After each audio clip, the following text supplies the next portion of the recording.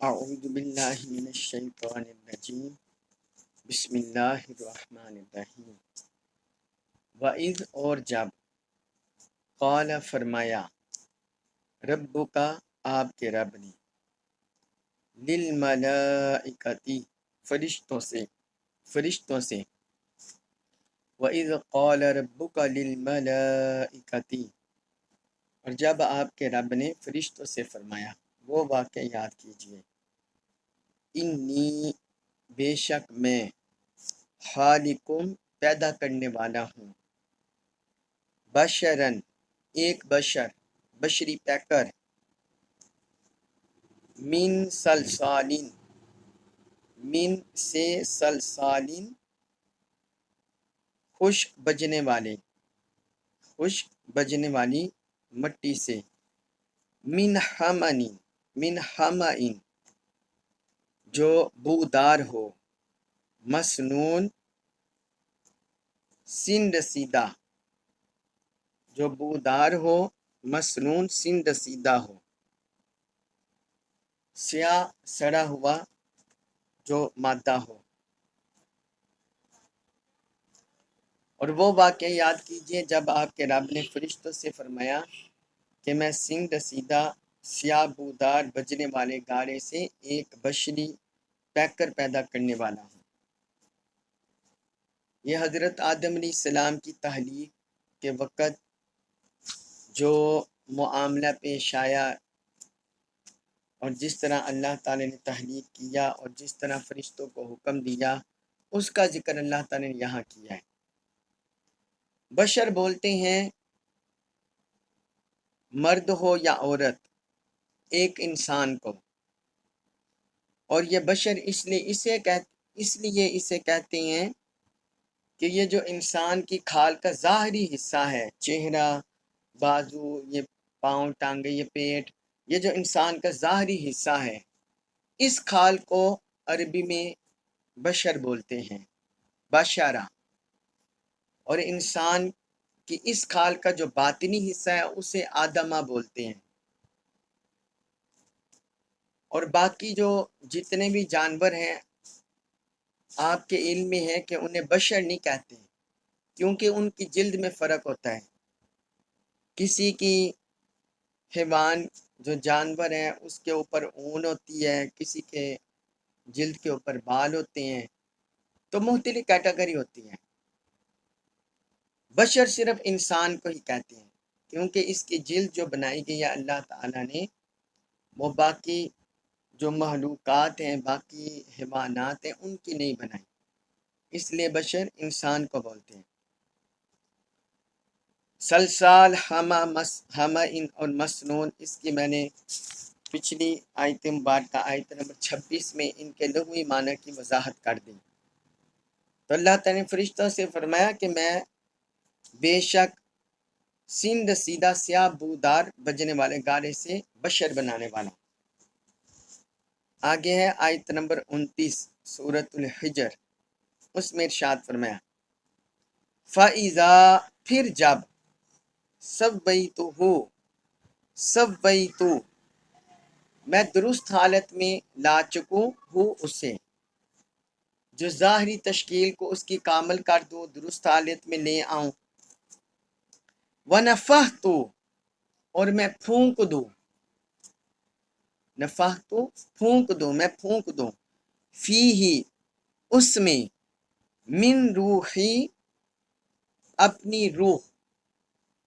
اور میں اس میں اس پیکر بشری کے باطن میں اپنی نورانی روح پھونک دوں۔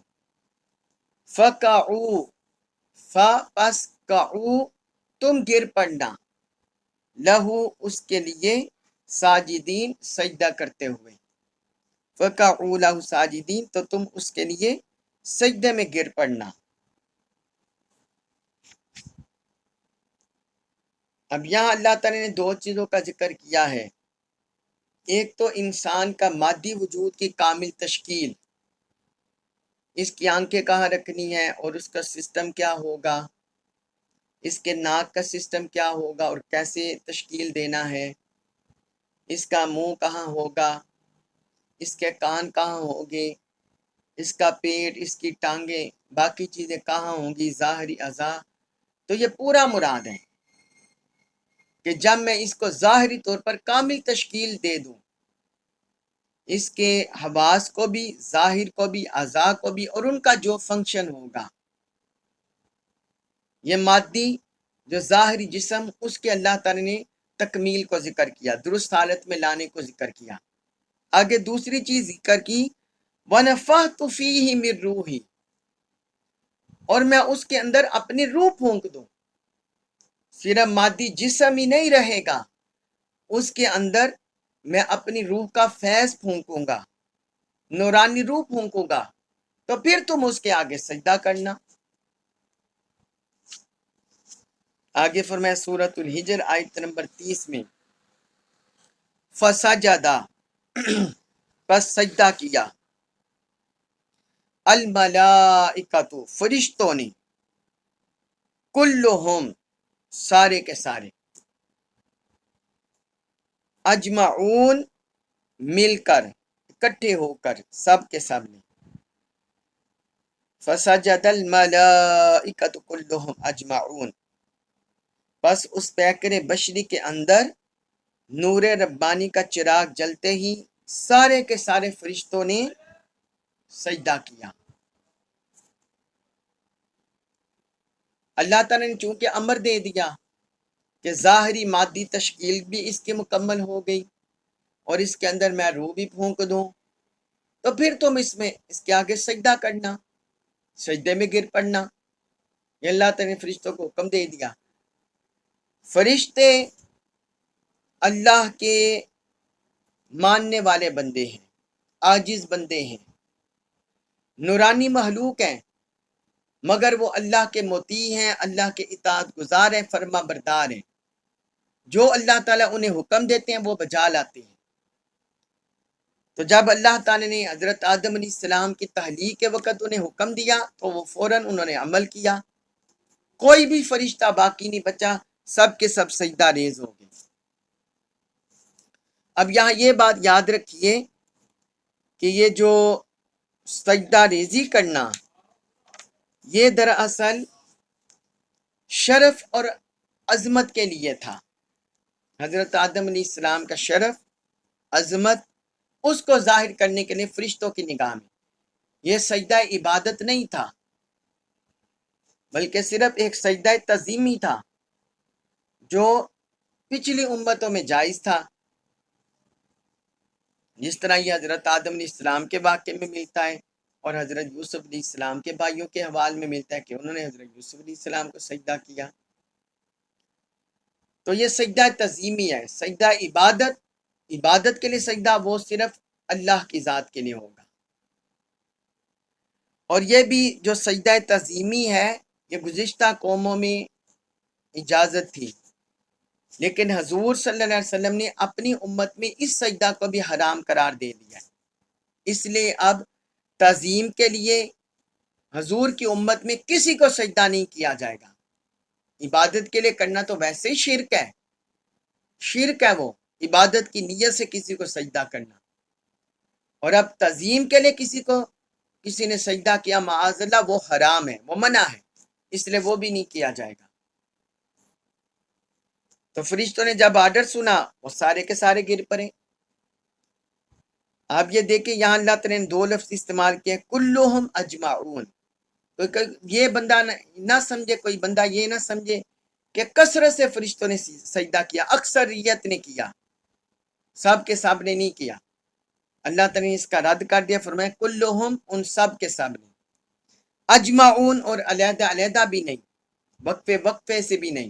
جب رب نے حکم دیا تو سب نے مل کر سجدہ کیا، سب نے مل کر سجدہ کیا، کیونکہ ان کے اندر جو اللہ کی نورانی روح ہے اس کا فیض روشن تھا۔ صرف حضرت آدم علیہ السلام کا ظاہری مادی وجود ہی نہیں تھا، بلکہ جو شرف، منزلت، مقام اللہ کی روح کی ان کے جسم کو نصیب ہو گئی، اس کو دے کر فرشتوں نے سجدہ کر دیا کہ رب کا حکم ان کے آگے مقدم تھا۔ آگے فرمایا سورۃ الحجر آیت نمبر 31 میں، اللہ سوائے ابلیسا ابلیس کے، سوائے ابلیس کے، ابلیس اکڑا رہا، پیچھے رہا، ابا اس نے انکار کر دیا، ان یکونا ان یہ کہ یکونا وہ ہو مع السات الساجدین سجدہ کرنے والوں کے، الا ابلیس ابا ان یکونا مع الساجدین، سوائے ابلیس کے، اس نے سجدہ کرنے والوں کے ساتھ ہونے سے انکار کر دیا۔ اب ابلیس، جس طرح ہم پہلے بھی بعض اوقات پڑھ رہے ہیں کہ یہ کئی ہزار سالوں سے عبادت کرتا چلا آ رہا تھا، تو یہ اپنی عبادت کے گمنڈ میں آ گیا، تکبر میں آ گیا، اس نے اللہ کے حکم کو نظر انداز کر دیا، اور جو اس مادی وجود کے اندر اللہ کی روح کا چراغ روشن تھا اس کو بھی نہ دیکھ سکا، تو بس مغرور متکبر ہو گیا، کہ وہ سجدہ کرنے والوں کے ساتھ نہ ہوا۔ اب آگے دیکھیے اللہ تعالیٰ کا ابلیس سے مکالمہ، سورۃ الحجر آیت نمبر 32، فرمایا قال، فرمایا، اللہ تعالیٰ نے ارشاد فرمایا، یا ابلیس، اے ابلیس، ما لکا، ما کیا، لکا تجھے، ما لکا تجھے کیا ہوا، اللہ یہ کہ نہ تکونا تو ساتھ تو ہوا، مع السات الساجدین سجدہ کرنے والوں کے، قال یا ابلیس ما لکا اللہ تکون مع الساجدین، اللہ نے ارشاد فرمایا اے ابلیس تجھے کیا ہو گیا کہ تو سجدہ کرنے والوں کے ساتھ نہیں ہوا۔ اب یہ اللہ تعالیٰ نے اس سے پوچھا کہ میں نے یہ جب حکم دے دیا پھر تمہیں کس چیز نے منع کیا کہ تم سجدہ نہ کرو، کیونکہ ابلیس چاہے جنات میں سے تھا مگر وہ فرشتوں کے ساتھ شامل ہو کر ہی اللہ کی عبادت کرتا تھا، اس لیے اللہ تعالیٰ نے اسے بھی خاص طور پر سوال کیا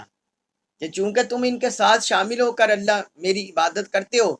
لہذا بتاؤ کہ جب میں نے انہیں آرڈر کیا اور تم مجھے سجدہ بھی کرتے رہتے ہو تو پھر تم نے سجدہ کیوں نہیں کیا؟ اب اس کا جواب سنیے، سورۃ الحجر آیت نمبر 33، اس نے فرمایا، اس نے کہا، قال، اس نے کہا، لم، نہیں ہوں، اکن، میں، لم اکن، میں نہیں ہوں، لی اسجودہ، لی یہ کہ اسجودہ میں سجدہ کروں، لی بشرین کسی بھی بشر کو، قال لم اکن لی اسجودہ لی بشرین، ابلیس نے کہا میں ہرگز ایسا نہیں ہو سکتا کہ کسی بشر کو سجدہ کروں، خلقتہ، خلقتہ تو نے تخلیق کیا ہے، ہو اسے، من صلصال بجنے والی مٹی سے، من حمئ سیابودار،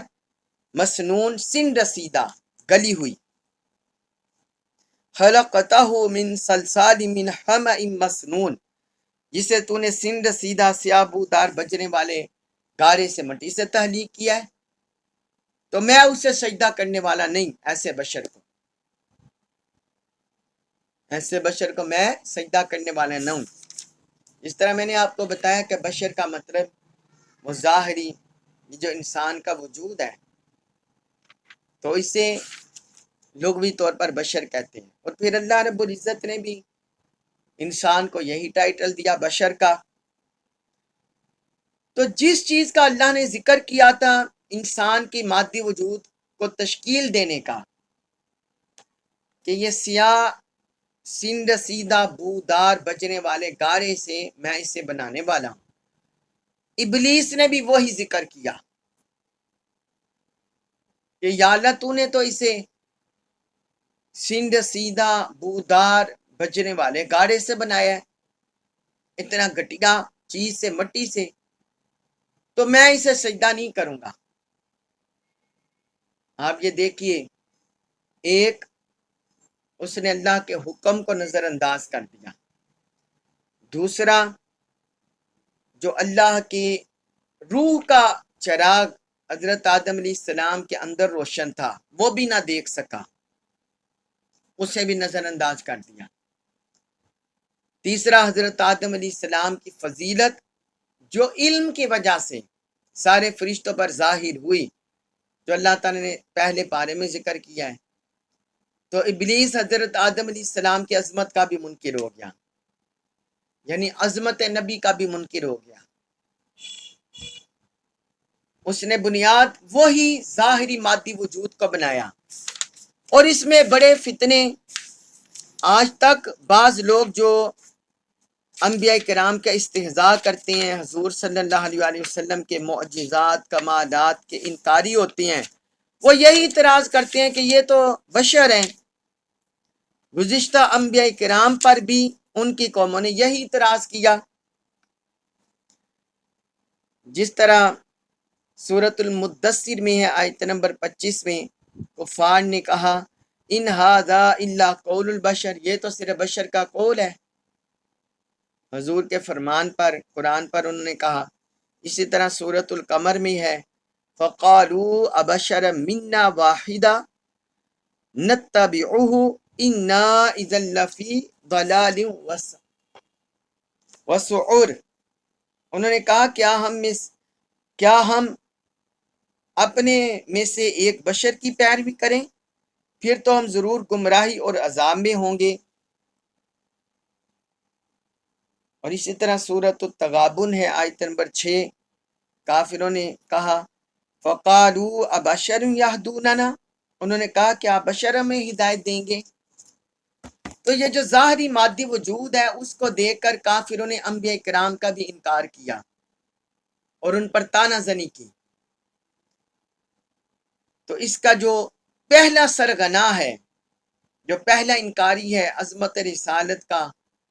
عظمت نبوت کا، وہ ابلیس تھا۔ ابلیس نے بھی یہی کہا کہ جس بشر کو تو نے یہ خشک بجنے والے سیاہ بودار گارے سے بنائے، میں اسے نہیں سجدہ کرتا۔ اس نے جو